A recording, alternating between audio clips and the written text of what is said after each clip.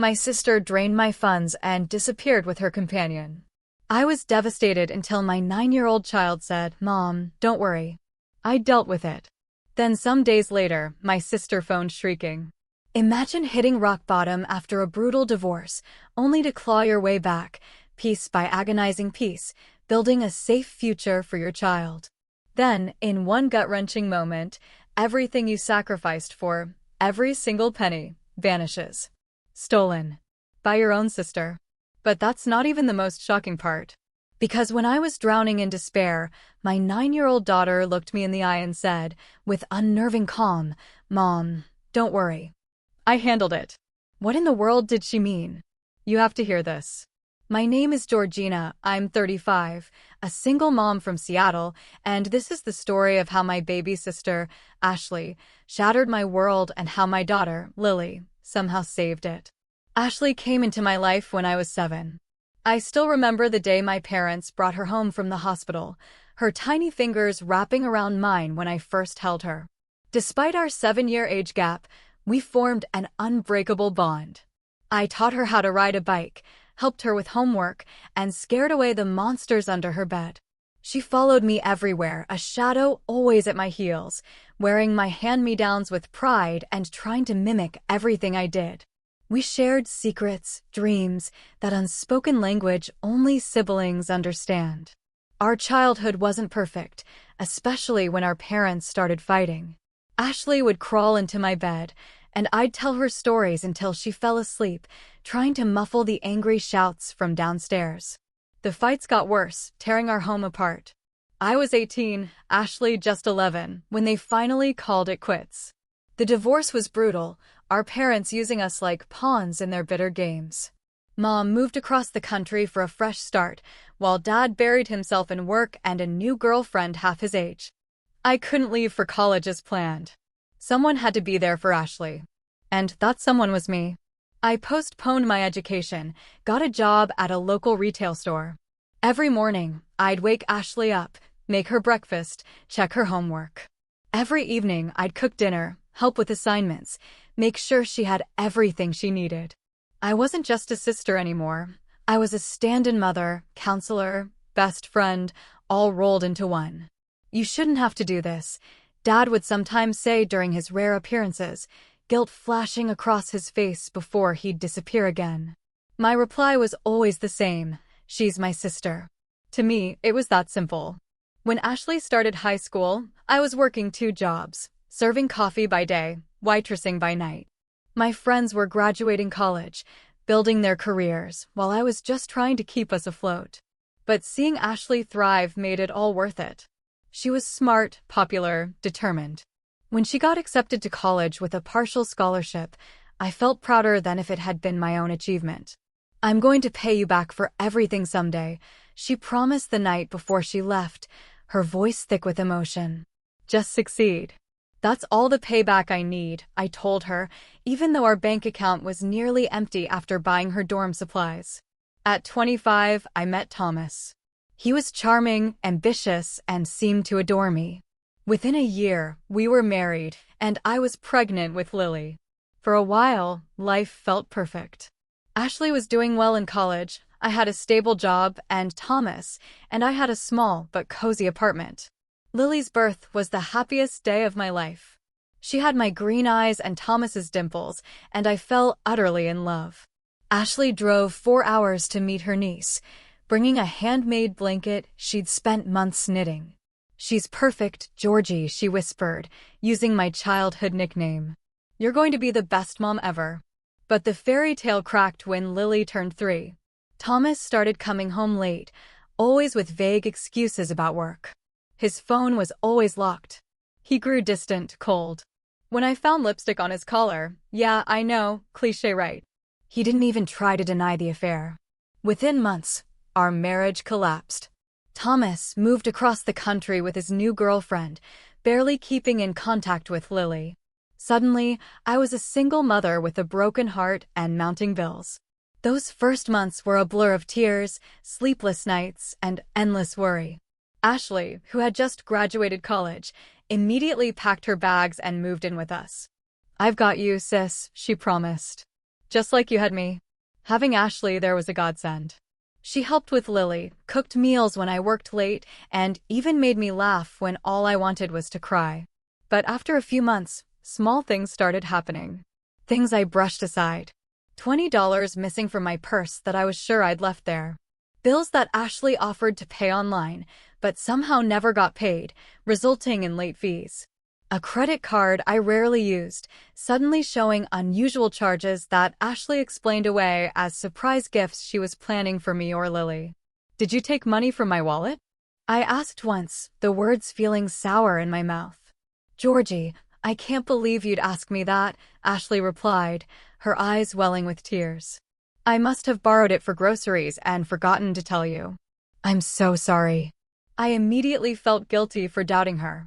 This was Ashley, the little girl who once gave her entire allowance to a homeless man, who stayed up all night with me when Lily had her first fever. If she borrowed money, it was an innocent mistake, not theft. Right? After a year, Ashley found her own apartment nearby. She still came over almost daily and often watched Lily when I needed to work late. Lily adored her aunt, who brought her little gifts and took her for ice cream every Saturday. They had sleepovers where they built pillow forts and stayed up watching Disney movies. Looking back, I should have seen the warning signs. But when you love someone, you make excuses. You create explanations that protect the image you have of them. And I loved my sister too much to see what was happening right before my eyes. 5 years after my divorce, I finally found my footing. Through night classes and countless hours of overtime, I worked my way up from administrative assistant to marketing manager. The promotion came with a substantial salary increase and better hours, allowing me more time with Lily, who is now 9 and growing into a remarkably perceptive little girl. "You're not as tired anymore, Mom," Lily observed one evening as we cooked dinner together, her small hands carefully stirring pasta sauce. "That's because I don't have to work 2 jobs anymore, sweetie," I replied, realizing just how much my exhaustion had affected her. With my improved financial situation, I achieved what once seemed impossible, buying our own home. It wasn't large or fancy, just a modest 3-bedroom in a safe neighborhood with good schools. But it was ours. The day we got the keys, Lily ran through every room, claiming the smallest bedroom with the bay window as her own. "We're never leaving, right, Mom?" she asked, her green eyes serious. "This is our forever home," I promised, and I meant it with all my heart. For the first time since Thomas left, I could breathe financially. I opened 3 separate accounts with specific purposes. First, a college fund for Lily, with $15,000, a start toward her future education. Second, an emergency fund with $21,000, built slowly over 5 years of putting aside whatever I could spare. And finally, a savings account with $20,000, earmarked for a small marketing consultancy I dreamed of running from home, to be even more present for Lily as she grew up. $56,000 in savings. That represented years of sacrifice, packing lunches instead of buying them, cutting my own hair, taking on freelance projects on weekends, never buying anything that wasn't absolutely necessary. Each deposit, no matter how small, was a victory in my quiet battle for security. While my life stabilized, Ashley's seemed increasingly chaotic. Her calls became unpredictable, sometimes daily, sometimes weeks of silence. She'd change jobs frequently, always with dramatic stories about unreasonable bosses or toxic workplaces. Her appearance changed, too. Expensive clothes one month, unable to afford a haircut the next. "Can I borrow $500 until payday?" became a regular request, though the amounts grew larger and payday sometimes never came. I'd remind her gently about previous loans, and she'd become defensive or tearful. "I can't believe you're counting dollars with your own sister," she'd say, voice trembling. "After everything we've been through." Those words always struck their target. I'd transfer the money, telling myself it was just temporary, just family helping family. After all, hadn't I put my entire life on hold for her once? Then Jake entered the picture. Ashley met him at a bar where she was waitressing and fell hard and fast. Within weeks, he was all she talked about, charming, ambitious Jake, who had big plans and an even bigger personality. He's going to start his own business, she gushed. He just needs some capital to get it off the ground. When I finally met Jake at a dinner I hosted, something felt off. He was handsome in a conventional way, with perfect white teeth and designer clothes that seemed too expensive for someone between opportunities, as he described himself. He charmed Ashley completely, finishing her sentences and keeping his arm possessively around her waist. "What exactly is this business you're planning?" I asked over dessert. "Import-export," he replied smoothly. "I have connections overseas. It's all about who you know." His answers to my other questions were equally vague, sliding away from specifics with practiced ease. More concerning was how he examined everything in my home with calculating eyes, asking pointed questions about my job, salary, and savings. After they left, Lily tugged at my sleeve. "I don't like him, Mom," she said simply. "Why not, sweetie?" I asked. "He looks at our stuff weird." And he made Aunt Ashley cry in the bathroom. I heard them. I dismissed her concerns as childhood intuition mixed with a protective instinct toward her aunt. "Sometimes grown-ups have disagreements," I explained. "It doesn't mean he's a bad person." In retrospect, I should have listened to my 9-year-old daughter instead of doubting her perception. Ashley's requests escalated after Jake became a fixture in her life.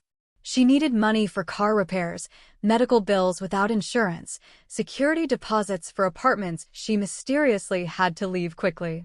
Each time, her gratitude was effusive, but short-lived, replaced by new emergencies and needs. 2 months ago, I received a frantic call while preparing for an important 3-day business conference in Portland. Ashley was sobbing, barely coherent. "Jake and I got evicted," she cried. "The landlord gave us no warning. We have nowhere to go." I immediately offered my spare bedroom until they found a new place. "You can stay as long as you need," I assured her. "Mrs. Wilson next door will help with Lily while I'm at the conference." The night before my trip, Ashley asked for my banking password. "Just in case there's an emergency while you're gone," she explained. "What if something happens to Lily and we need money for the hospital?" I hesitated. Financial boundaries had always been a sensitive topic between us, with Ashley quick to bring up how I didn't trust her whenever I established limits.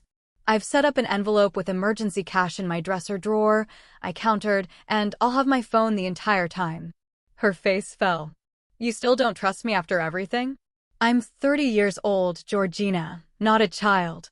To avoid an argument before my trip, and to prove I did trust her, I reluctantly wrote down my banking password and left it on the kitchen counter. "Only for a real emergency," I emphasized, trying to ignore the uneasiness settling in my stomach.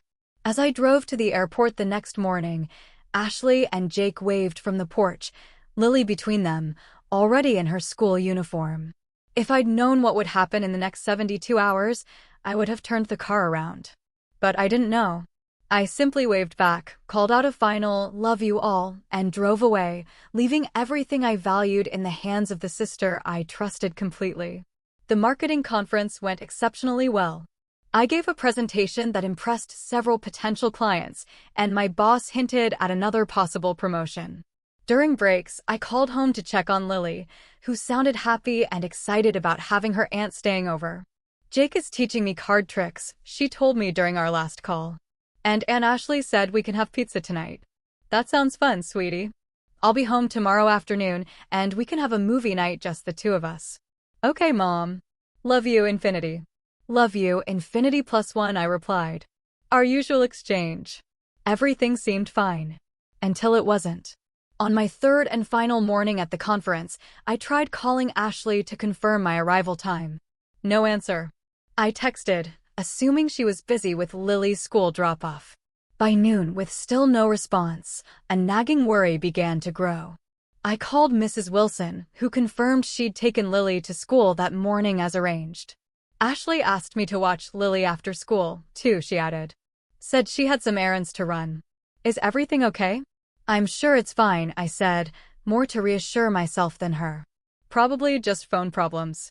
As I waited to board my flight home, I decided to check my bank accounts, something I hadn't done during the busy conference. I opened the banking app on my phone, entered my password, and watched as my world collapsed in an instant. My balance for all 3 accounts, $0. I blinked, assuming it was a glitch or I'd logged into the wrong account. I logged out and back in. Same result. My emergency fund? Empty. Lily's college fund? Empty. My business savings? Empty. $56,000. Gone. My hands started shaking so violently I dropped my phone. The boarding announcement became a distant noise as blood rushed in my ears.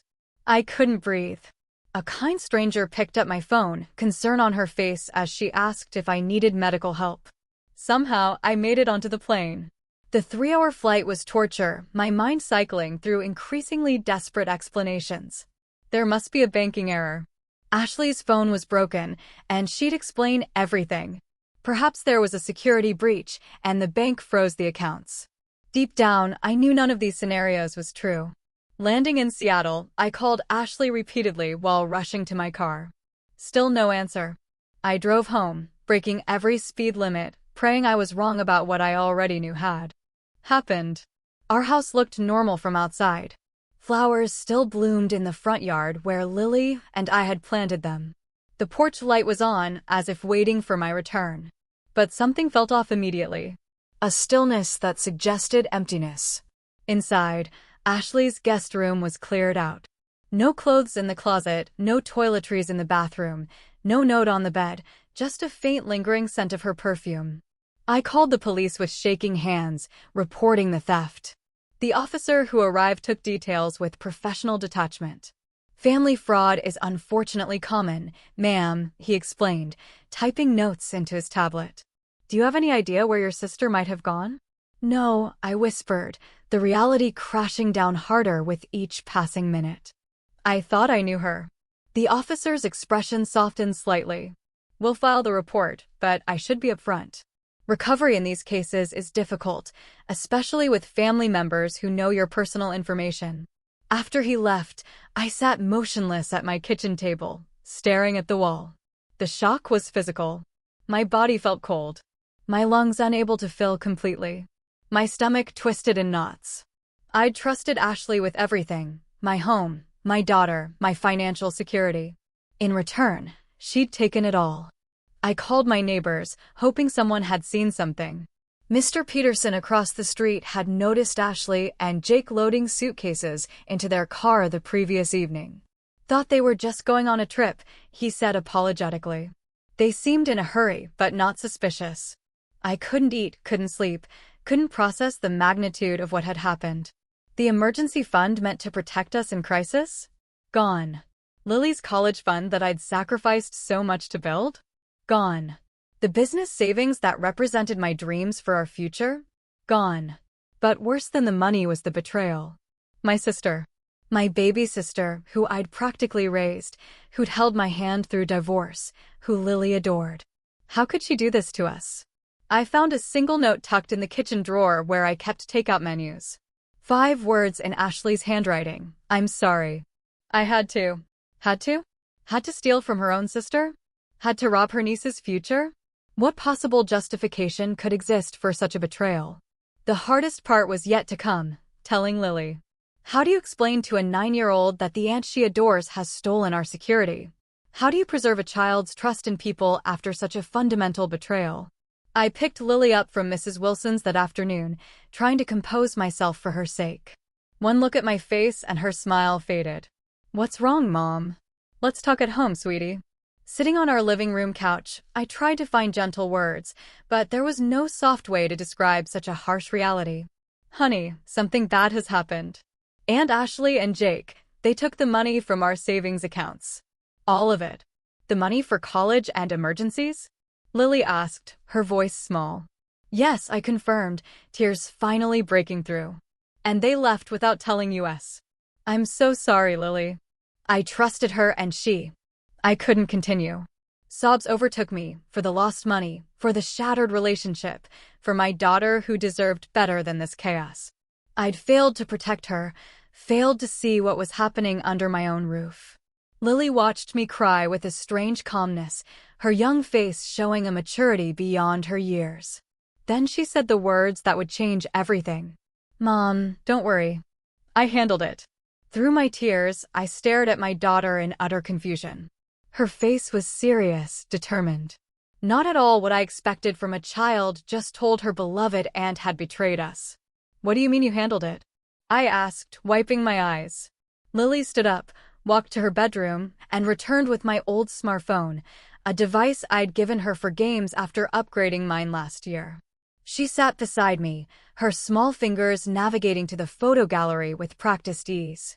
"I never liked Jake," she began, her voice steady. He smiled weird. Not with his eyes. "Sweetheart, what are you talking about?" 2 weeks ago, I heard them fighting in the guest room when you were working late. Jake was telling Aunt Ashley they needed money fast. Big money. Lily's face scrunched up, recalling the memory. I was scared, so I started recording them on your old phone whenever they were here and I was around. She handed me the phone, showing a video file dated 10 days earlier. With trembling hands, I pressed play. The video showed my kitchen from an unusual angle, apparently hidden behind the fruit bowl on the counter. Ashley and Jake stood arguing in hushed, but intense, voices. "Your sister is loaded, Ash," Jake hissed. 3 accounts with almost 60 grand. "We could use that." "I'm not stealing from Georgina," Ashley replied, looking genuinely horrified. "She raised me. She's done everything for me. And now she gets to live in this nice house while we get evicted again? She owes you." Jake's handsome face was transformed by greed, his eyes cold. "Besides, it's borrowing, not stealing. We'll pay her back after my deal comes through." I watched in stunned silence as my sister shook her head, insisting she wouldn't betray me. The video ended, and Lily queued up another from the following day. This one showed a different angle. From behind a plant in the living room, Lily explained with a hint of pride. "I got better at hiding the phone." In this recording, Jake's tactics had changed. No longer demanding, he was pleading, his arm around Ashley's shoulders. "Baby, I'm in trouble. These aren't the kind of guys you can just tell, 'Sorry, don't have it.' They'll find me, and it won't be pretty." His voice broke convincingly. "I never told you this, but they broke my brother's legs over less money." Ashley's face showed fear. "Why didn't you tell me before? How much do you owe?" 50,000. "I was trying to protect you from worrying." My heart sank. Jake was manipulating Ashley, playing on her sympathies, and from the look on her face in the video, it was working. "There are more," Lily said quietly, scrolling through dozens of video files. "I recorded everything when they were here." "How did you know to do this?" I asked, astounded by my daughter's foresight. Lily shrugged. "From those detective shows we watch. The bad guys always talk about their plans if you listen long enough." The next video showed Jake on his phone in our backyard, speaking in a completely different tone than he used with Ashley. "Yeah, I found a perfect mark," he was saying, grinning. "Sister's got at least 50 grand saved up. And the best part, she trusts the girlfriend completely. We'll clean it out and be in Mexico before they know what hit them." My stomach turned. Jake wasn't just opportunistically taking advantage of Ashley. He had targeted us from the beginning. But the most revealing video was from the night before I left for the conference. It showed my bedroom, filmed from what appeared to be Lily's hiding spot in the closet. Ashley was sitting on my bed, head in her hands, while Jake paced. "I can't do this," Ashley sobbed. "Georgina will be devastated." Jake's charming facade had completely vanished. "You don't have a choice anymore," he snapped. "Either she loses some money, or I tell her about Tampa." Ashley's head jerked up, her face pale. "You wouldn't. Your perfect sister doesn't know everything about you, does she? How do you think she'd feel knowing what you did there?" The threat hung in the air. Ashley's shoulders slumped in defeat. "Fine, but we're paying her back. Every cent." "Sure, baby. Whatever you say." Jake's smile was cold. "Victorious." I paused the video, my mind reeling. "Tampa?" Ashley had never mentioned Tampa to me. "There's more," Lily said, pulling out a small notebook from her pocket. "I wrote down their conversation when they didn't know I was listening. Jake's real name isn't Jake. It's Daniel Wilcox. He told Aunt Ashley to never call him that, but I heard her use that name when they were fighting." I stared at my 9-year-old daughter in disbelief. While I had been obliviously trusting my sister, Lily had been conducting a thorough investigation. "There's one more thing," she said, taking the phone back and opening a different app. "I set up your laptop in the guest room as a security camera. I told Aunt Ashley I needed it for a school project, but I was really using that spy program you installed when you thought I was playing too many games." The irony might have made me laugh in different circumstances. The parental monitoring software I'd installed was now providing critical evidence. Lily pulled up a video showing Jake going through my desk drawers, finding the banking password I'd written down and taking a photo of it with his phone. Later in the same video, he opened my laptop and accessed my accounts, writing down all the details. "I saved everything to your cloud storage," Lily explained. "So even if they took my phone, we'd still have the videos." I gathered my remarkable daughter into my arms, holding her tight. "Lily, you are absolutely incredible. But why didn't you tell me what was happening?" Her small body tensed against mine. "I tried, Mom. I told you I didn't like Jake. I told you I heard them fighting. But you said I was just being jealous of Aunt Ashley." Shame washed over me. She was right. I dismissed her concerns, too blinded by my love for Ashley to see what was happening. "I'm so sorry I didn't listen to you," I whispered into her hair. "That was wrong of me." Lily pulled back, her expression serious beyond her years. "It's okay, Mom. Adults make mistakes too. That's why I got the evidence. So you'd believe me." In that moment, the roles felt strangely reversed. My child comforting me, showing wisdom while I floundered in betrayal and disbelief. "What do we do now?" Lily asked, practical as always. I took a deep breath, steadying myself. My 9-year-old had given us a fighting chance to recover what was stolen. Now it was my turn to be the parent she deserved. "Now," I said, with newfound determination, "we take all this evidence to the police, and we find Aunt Ashley and Jake before they spend all our money." The next morning, I called the police department and asked to speak with a detective about the evidence we had gathered. Instead of the dismissive response I'd received the day before, this time, we were told to come in immediately. Lily insisted on bringing her entire investigation kit, the phone, notebook, and a folder where she'd printed screenshots from key videos. Detective Sandra Johnson was a sharp-eyed woman in her 40s who reminded me of the no-nonsense teachers I'd respected most in school. She welcomed us into her office, giving Lily a genuine smile. "I understand you've collected some evidence," she said, directing her words to my daughter with appropriate seriousness. Lily nodded solemnly and opened her folder. "I have video, audio, and written documentation," she replied, sounding like a miniature FBI agent. Under different circumstances, I might have laughed at her formality. For the next hour, we showed Detective Johnson everything Lily had gathered. She watched the videos with increasing interest, pausing occasionally to take notes or ask clarifying questions. When we reached the video where Jake mentioned his real name, she straightened in her chair. "Daniel Wilcox," she repeated, typing something into her computer. "Let me check something." A moment later, she turned her monitor toward us. The screen showed a mug shot of Jake, or rather, Daniel, looking significantly less polished than the charming man who'd entered our lives. "Daniel Wilcox has quite a record," Detective Johnson explained. "Fraud, identity theft, confidence schemes. He's wanted in 3 states for similar scams, targeting women, usually through their female relatives or friends, gaining access to finances, then disappearing with the money." "He's done this before?" My voice sounded hollow even to my own ears. "Many times. His specialty is finding vulnerable women, gaining their trust, then using them to access their family's resources." Her expression softened slightly. "Your sister isn't the first to fall for his manipulation, Mrs. Taylor." "Can you find them?" Lily asked, leaning forward anxiously. "With this evidence, absolutely. We can put out alerts, freeze accounts, and coordinate with other jurisdictions." Detective Johnson looked directly at Lily. "You've done exceptional work here, young lady. Most adults wouldn't have been this thorough or quick-thinking." Lily beamed with pride, sitting up straighter in her chair. "We'll need formal statements from both of you," the detective continued. "And I'll want copies of all this evidence, but I'm confident we can build a solid case." As we left the police station, I felt the first stirrings of hope. The money might still be gone, but at least Ashley and Jake, Daniel, wouldn't simply get away with it. 3 days later, Detective Johnson called with news. They traced activity on my credit card to a hotel in Las Vegas. Local police were preparing to make an arrest, but they needed me to confirm certain details first. We believe they've already spent a significant portion of the money, she warned me, but we might be able to recover whatever's left. That evening, as Lily and I were eating dinner, my phone rang with an unfamiliar number.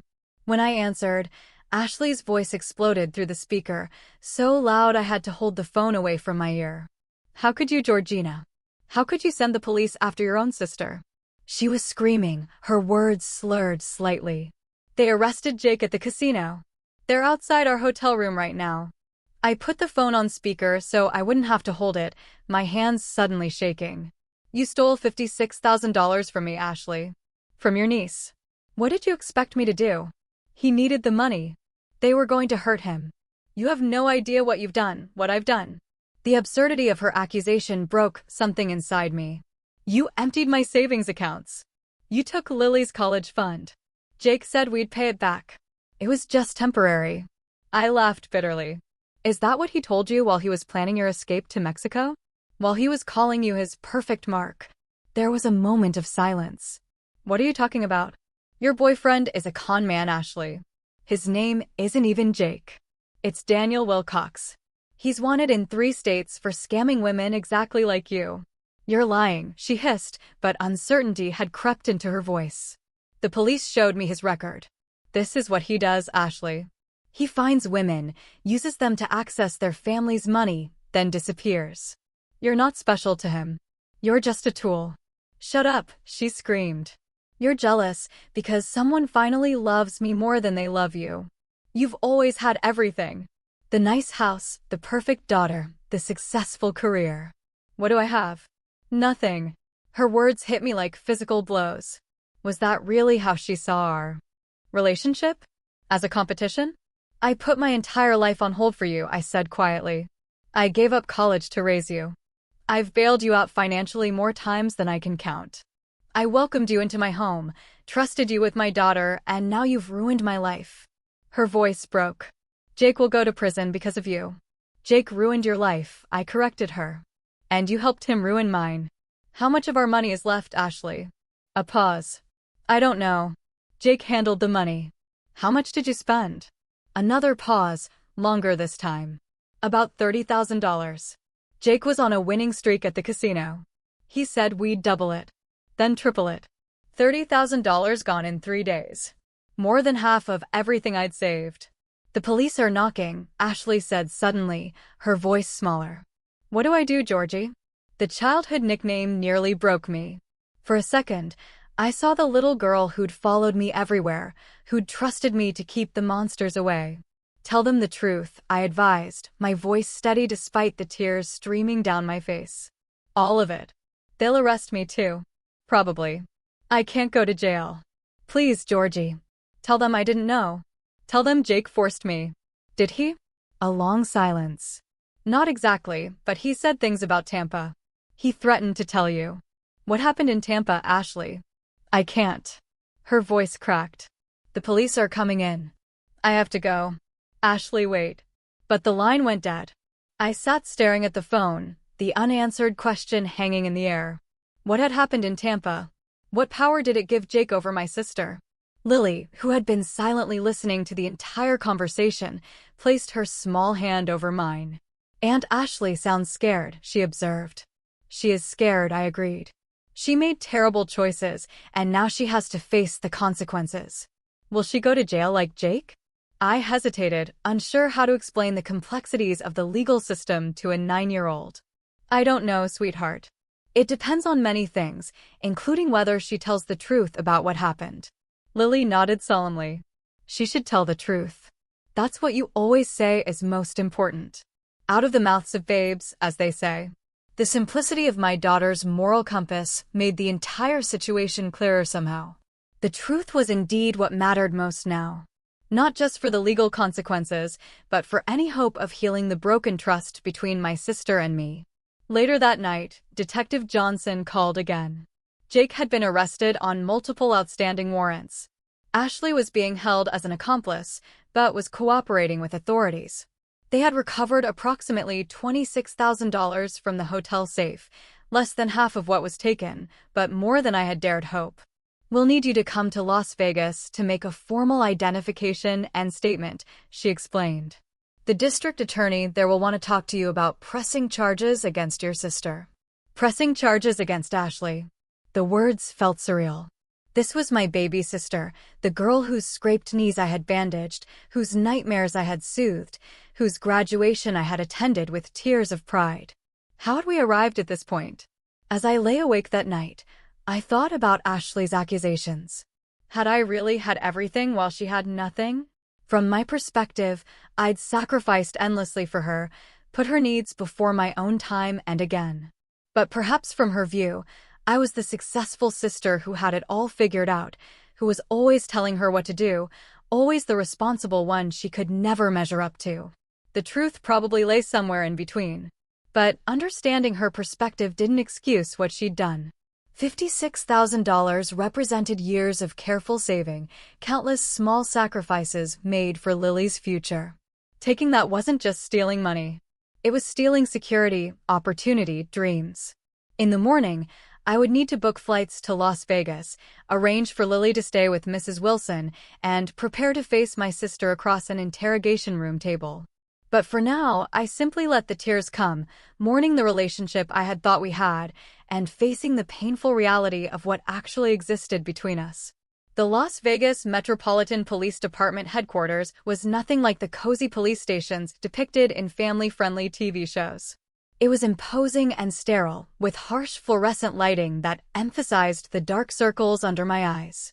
I'd barely slept on the overnight flight, my mind cycling through memories of Ashley as a child, as a teenager, and finally as the woman who had betrayed me so completely.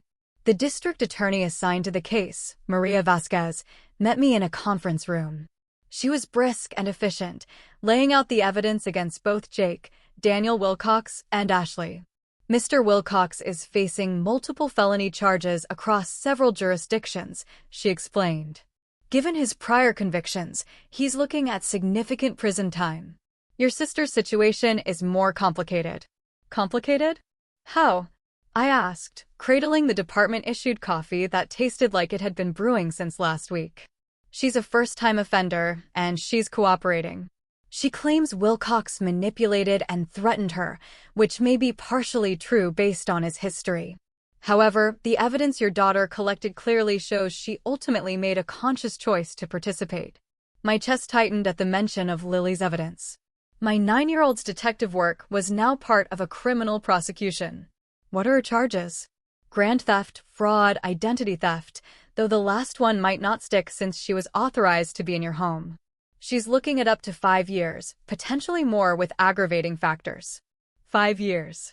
My sister in prison until she was 35. The thought made me physically ill. Is there any alternative?" I asked hesitantly. Miss Vasquez studied me thoughtfully. "You're considering not pressing charges?" "I don't know," I admitted. "She's my sister. We grew up together. I practically raised her after our parents divorced." "Family fraud is the hardest kind," Ms. Vasquez said, her professional demeanor softening slightly, "but it's also the most damaging.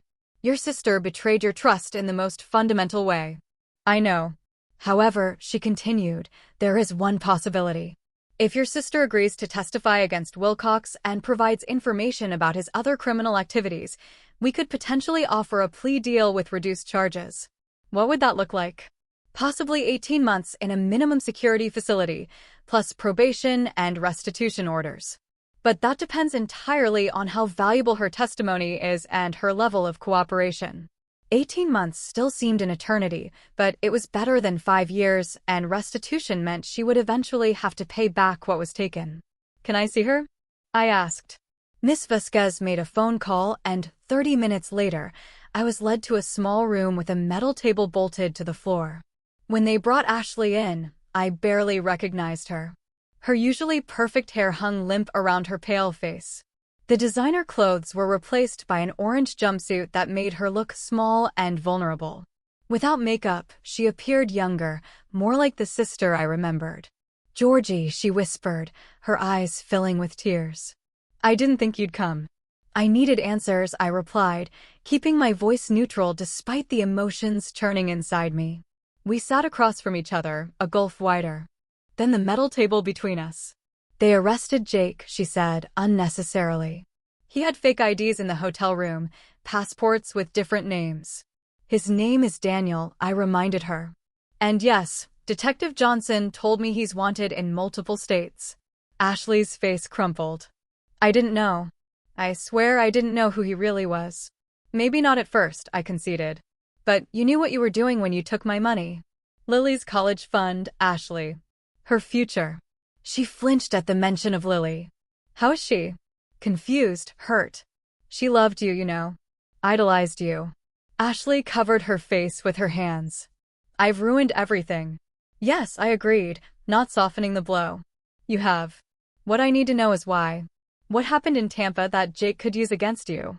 Her hands dropped, eyes widening. "How do you know about Tampa?" "I heard you mention it on the phone, and Lily's videos caught Jake threatening to tell me about it."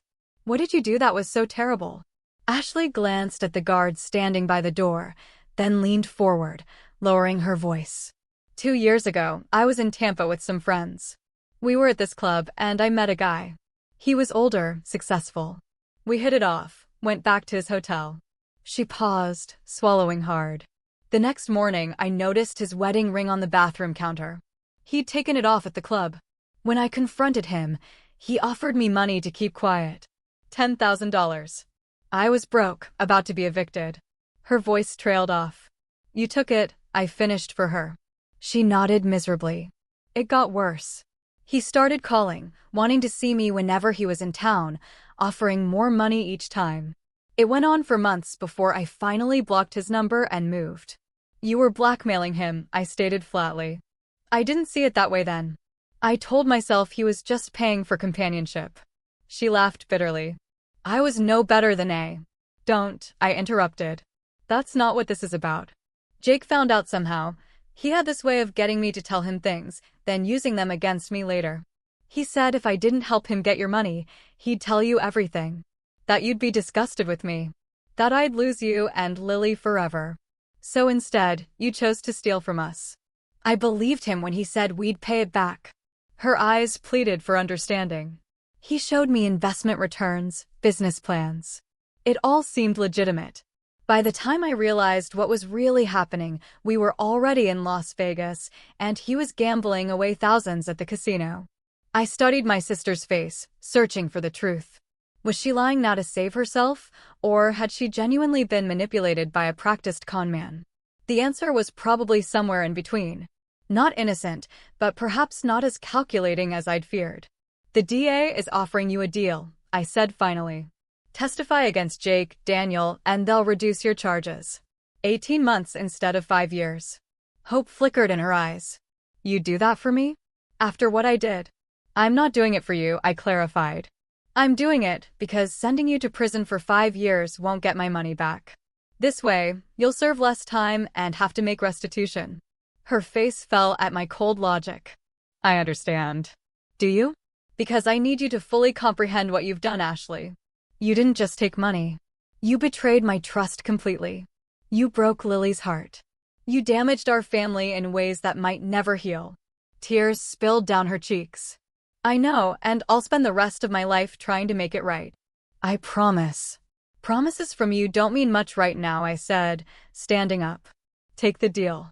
Cooperate fully. Pay back every cent you can. That's the only path forward I can see right now." "Georgie, wait," she called as I turned to leave. "Do you think you'll ever forgive me?" I paused at the door, the question hanging heavily between us. "I don't know," I answered honestly. "Right now, I can't even imagine it." The weeks that followed were some of the hardest of my life. With only $26,000 recovered, I was facing a financial crisis. My emergency fund was depleted. Lily's college savings nearly wiped out. I had to take on freelance projects on weekends just to make ends meet, often working until midnight after Lily was asleep. My coworkers, upon learning what happened, organized a surprise fundraiser that brought me to tears. Family Emergency Fund for Georgina and Lily read the online campaign they created, which raised nearly $7,000 from colleagues, clients, and even competitors in our industry. Their kindness was a bright spot in an otherwise dark time. Lily, remarkable child that she was, never complained about our suddenly tighter circumstances. No more weekly pizza nights, no summer camp this year, fewer new clothes. She accepted each change with a maturity that both impressed and concerned me. No 9-year-old should have to be that grown-up. I arranged for her to see the school counselor, worrying about the psychological impact of her aunt's betrayal. Miss Patel, the counselor, assured me that Lily was processing the situation remarkably well. She feels empowered by her role in solving the crime, Miss Patel explained during our parent conference. Rather than feeling victimized, she sees herself as the hero of the story. But is that healthy? I worried. Shouldn't she be more upset? Children are resilient, Miss Taylor. And Lily has a strong sense of justice. She's hurt by her aunt's actions, certainly, but she's focused on the fact that the bad guys were caught. That's actually a very healthy response. I wished I could say the same for my own emotional state. I vacillated between rage and grief. Sometimes waking in the middle of the night from dreams where Ashley and I were children again, innocent and inseparable. Other times, I'd find myself compulsively checking my bank accounts, paranoid about further theft, despite the changed passwords and added security measures. Ashley called from jail 3 weeks after her arrest. I almost didn't accept the collect call, but something, habit, perhaps, or lingering sisterly concern, made me agree. I took the deal, she said without preamble. I'm testifying against Jake, Daniel, whatever his name. Good, I replied, uncertain what else to say. They're transferring me to a facility in Washington next month to serve my sentence. 18 months, like you said. And I'll be on probation after that with restitution payments. I nodded, then realized she couldn't see me. That's good. Georgie, I need to see you before they transfer me. Please, there are things I need to say in person. My first instinct was to refuse. What could she possibly say that would make any difference? But the rawness in her voice gave me pause. I'll think about it, I said finally. And Lily, could I see her too? Just once. Absolutely not, I said firmly. You've done enough damage there. The call ended soon after, leaving me with a decision to make. Did I owe Ashley one last visit? Did I need it for my own closure? The questions plagued me for days, until I finally made up my mind. I would see her once more before her transfer, not for her sake, but for mine. To look my sister in the eye and try to understand how we had arrived at this broken place. To search for any possibility of redemption, however distant it might be. The county detention center looked even more dismal in the light of early morning. I'd chosen a weekday visit, leaving Lily with Mrs. Wilson after school, rather than subjecting her to this place. The guard escorted me to the same sterile meeting room where I'd seen Ashley 3 weeks earlier. When she entered, I noticed subtle changes. Her jumpsuit hung looser on her frame, suggesting weight loss. Dark circles shadowed her eyes, but her expression was calmer, more settled than before. Thank you for coming, she said, taking the seat across from me. I wasn't sure you would. Neither was I admitted. We sat in uncomfortable silence for a moment. 20 years of shared history suddenly insufficient for conversation. I've been seeing a therapist here, Ashley finally said. Part of the pre-sentencing program. It's been illuminating. In what way? She traced a pattern on the metal table with her finger. We've been talking about patterns. How I've spent my whole life defining myself in relation to you. I frowned. What does that mean? When we were kids, after Mom and Dad split, you became everything to me. Mother, sister, best friend. You were perfect in my eyes. Responsible, smart, together. Everything I wasn't. I was just doing what needed to be done, I said, uncomfortable with her characterization. I know that now. But back then, I put you on this pedestal. And as I got older, I started to resent it. Resent you. Because no matter what I did, I couldn't measure up. The word stung, but contained a ring of truth I couldn't deny. So, I started acting out, she continued. Making choices I knew you wouldn't approve of. doing things specifically because they would disappoint you. It was childish and stupid, but it was the only way I knew to establish my own identity. By stealing from me, I couldn't keep the edge from my voice. No, that was different. She paused, seeming to wrestle with herself. That was the culmination of years of bad decisions. Of choosing men who were exciting but terrible for me, of wanting shortcuts to the stability you had worked so hard for.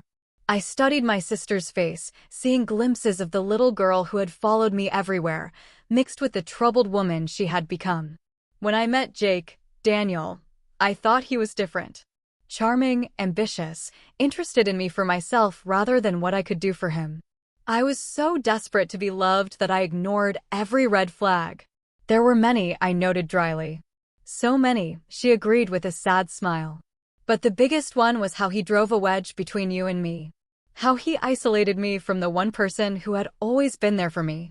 Classic abuser tactic, I said, remembering articles I'd read about relationship manipulation. My therapist said the same thing. Ashley leaned forward, her eyes meeting mine directly. Georgie, what I did was inexcusable. I'm not asking for forgiveness. I haven't earned that. But I need you to know that I am genuinely, deeply sorry. Not just for the money, but for betraying your trust, for hurting Lily, for throwing away everything you did for me. The sincerity in her voice caught me off guard. I had expected excuses, deflection, perhaps even blame. Instead, I was hearing what sounded like genuine remorse. The money, I began. I'll pay back every cent, she interrupted. I've already arranged with the DA to garnish any prison wages and future earnings until it's fully repaid. It will take years, but I'll do it. It's not just about the money, Ashley. I know, she drew a shaky breath. It's about the fact that I destroyed our relationship, that I hurt the two people I love most in the world, that I chose a con man over my own sister and niece. Tears filled her eyes, but didn't fall. I don't expect you to believe me now. Words are cheap, especially from someone who's lied as much as I have. But I'm going to prove it to you day by day, year by year, for as long as it takes. Even if you never speak to me again after today, I'm going to make this right somehow. I sat back, absorbing her words. There was a conviction in them I hadn't heard from Ashley before. Not the desperate promises of someone trying to escape consequences, but the measured determination of someone facing them head-on. Jake goes to trial next month, I said, changing the subject slightly. Will you testify? Yes, about everything. Tampa, the schemes, how he targeted other women, whatever they need. She paused. He's been writing me letters from jail. Threatening at first, then apologetic, then promising we could still be together when this is all over. I'm not responding. My therapist says it's part of the cycle, keeping me emotionally engaged, maintaining control even from jail. I'm done being controlled. For the first time since discovering the theft, I felt a flicker of hope for my sister. Not forgiveness. That was still too distant a prospect, but hope that perhaps she might finally be confronting the patterns that had led her here. How's Lily? Ashley asked tentatively. She's resilient. Doing well in school. The counselor says she's processing everything in a healthy way. I hesitated, then added, she asks about you sometimes. Ashley's eyes widened. She does? She wants to know if you're okay, if you're sorry for what you did. And what do you tell her? The truth. That you made very bad choices that hurt a lot of people, and now you have to face the consequences. But that, yes, I think you're sorry. A tear finally escaped, tracking down Ashley's cheek. Thank you for that. For not painting me as a monster to her. And she loves you despite everything. Children have an amazing capacity for love, even when adults don't deserve it. Will I ever see her again? The question was barely audible. I don't know, Ashley. That depends on many things. On you, on her, on how the next few years go. I won't force her either way. She nodded, accepting this uncertain future as the best answer I could give. When the guard indicated our time was nearly up, Ashley reached across the table, her hand stopping short of touching mine. There's one more thing I need to say, she began. Something my therapist and I have been working on. I need to take full responsibility, without excuses. She straightened her shoulders. I stole from you. I betrayed your trust. I hurt your daughter. These were my choices, regardless of Jake's influence. I alone am responsible for what I did, and I will accept whatever consequences come from it. Legal and personal. The words seemed rehearsed, but sincere. A therapeutic exercise transformed into genuine accountability.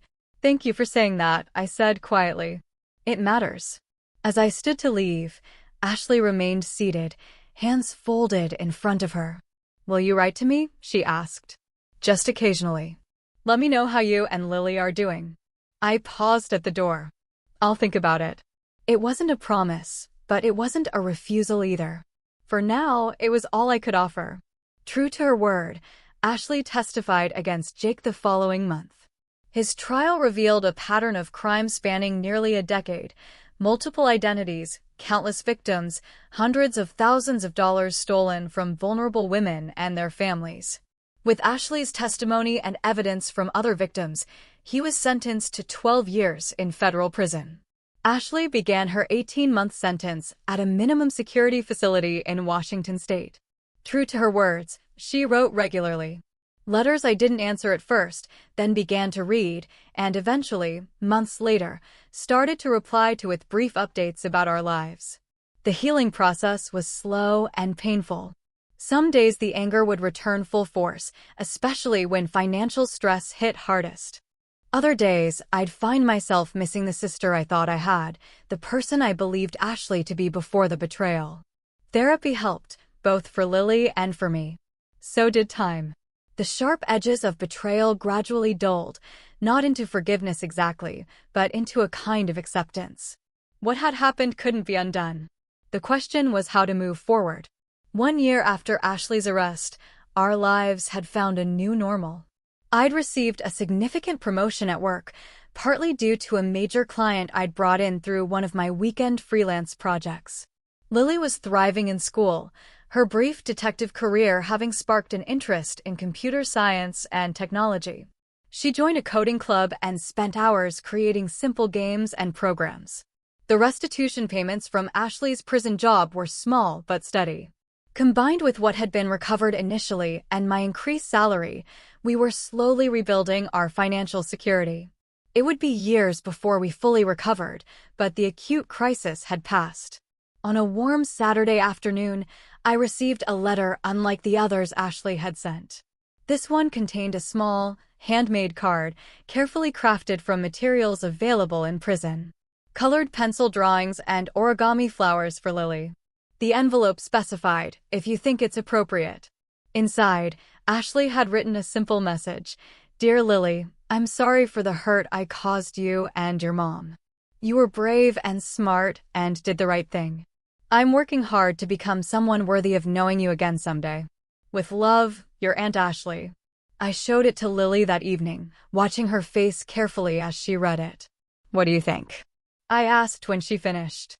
I think Aunt Ashley is really sorry, she said thoughtfully. Can I write back to her? The question caught me off guard. You want to? Lily nodded. Not a lot. Just to tell her I got her card. Is that okay? I considered the request. The counselor had advised following Lily's lead regarding contact with Ashley, emphasizing that forcing either communication or separation could be harmful. Yes, I decided. You can write a short letter if you want to. I'll read it before we send it. Okay. She hugged me tightly. Mom, are you still mad at Aunt Ashley? I stroked her hair, considering my answer carefully. I'm still hurt by what she did, but I'm not as angry as I was. She's trying to make things right, and that matters. Will she come live with us again when she gets out of jail? No, sweetheart. That won't happen. But maybe someday we might see her occasionally, in a public place, with supervision at first. If she continues to show she's changed. Lily seemed satisfied with this answer, accepting the complex reality with the adaptability children often show. In the months that followed, a tentative communication developed. Cards and letters exchanged on birthdays and holidays. Brief updates shared through carefully composed notes. It wasn't forgiveness exactly, but it was something. A tiny bridge being rebuilt across a chasm of betrayal. Ashley was released after serving her full 18 months. As required by her probation, she moved into a halfway house, found a job at a local restaurant, and continued therapy. Her restitution payments increased with her waitressing income and tips. 6 months after her release, we met at a park near my home, neutral territory, public and safe. The woman who approached our bench looked both familiar and strange. My sister, but humbled. Her designer clothes replaced by simple jeans and a sweater, her once perfect makeup minimal and subdued. Our conversation was awkward, halting, filled with the weight of everything that had happened. Lily, more resilient than either of us, broke the tension by showing Ashley her latest coding project on a tablet, the simple game she'd created where a detective character collected clues to solve mysteries brought surprise laughter from all of us. That meeting didn't magically restore our relationship. Nothing could erase the betrayal or instantly rebuild trust shattered so completely. But it was a beginning. A tentative step towards something new. Not the blind trust of before, but a cautious, eyes-wide-open connection built on accountability rather than obligation. Through this painful journey, I learned lessons I never expected. That sometimes the people closest to us can cause the deepest wounds. That forgiveness isn't a single decision, but a daily choice. That boundaries aren't selfish, but necessary for healthy relationships. And most importantly, that listening to a 9-year-old's instincts might be the wisest choice of all. I also learned that family isn't defined by unconditional acceptance of harmful behavior, but by the courage to hold loved ones accountable while leaving room for genuine change. True love sometimes means walking away until healing can happen for both parties. Today, 3 years after that terrible discovery, Ashley and I speak monthly. She's making steady restitution payments and building a new life, modest but honest. Lily sees her occasionally, always with me present. Trust returns in microscopic increments, earned through consistent actions rather than promises. I sometimes wonder what would have happened if Lily hadn't been so observant, so brave, so determined to protect us. Would Ashley have eventually returned on her own? Would she have recognized Jake's manipulation without the legal consequences that forced her to confront reality? Would I have ever learned the truth about my sister's resentment and jealousy that fueled her choices? I'll never know. But I do know this. The greatest wisdom sometimes comes from the most unexpected sources, like a 9-year-old who saw what I couldn't see and acted when I wouldn't. This whole experience forced me to reevaluate so much. What would you have done in my place? Have you ever had to draw a difficult boundary with someone you loved, and how did that turn out? Tell me what you think in the comments. I really want to know.